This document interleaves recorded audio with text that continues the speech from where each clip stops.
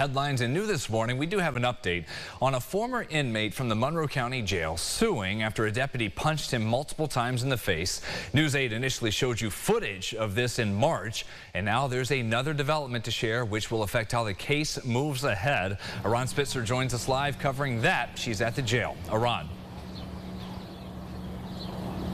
Yeah, Brennan, that former inmate is Richard Gennaro Norson. Now, a judge granted his motion for partial summary judgment on his claims against jail deputy Brett Kirkpatrick for use of excessive force and assault and battery under New York state law, meaning that a jury is not going to have to decide that. That happened, and now that's as a matter of law per the judge. Now, take a look at this video. This is what we had initially showed you a few months back.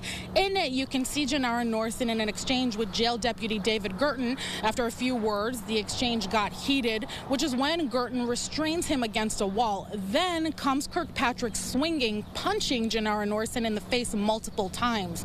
In the decision granting the motion, the judge says, quote, "There is no other way to describe Kirkpatrick's use of force in this case except as gratuitous and unreasonable." So now the jury will only need to decide how much monetary compensation to award. Gennaro Norson's attorney, Elliot Shields, says decisions like this have been rare in his career.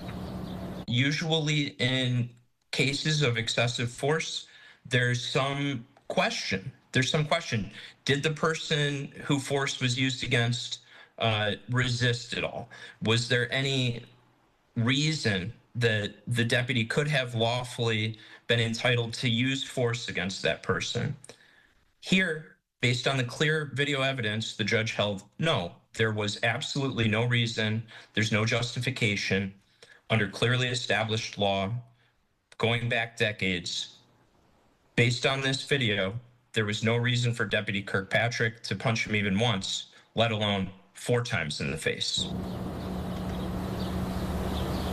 When the incident happened, the sheriff's office did conduct an internal investigation that found that Kirkpatrick used excessive force. Kirkpatrick was suspended for 20 days, but was able to use vacation time to get paid that entire time, which Shields says is a slap on the wrist. Eugene Welch, partner at Tully Rinke, says the jury may find that Kirkpatrick was already sufficiently punished and that Gennaro Norson isn't entitled to further compensation.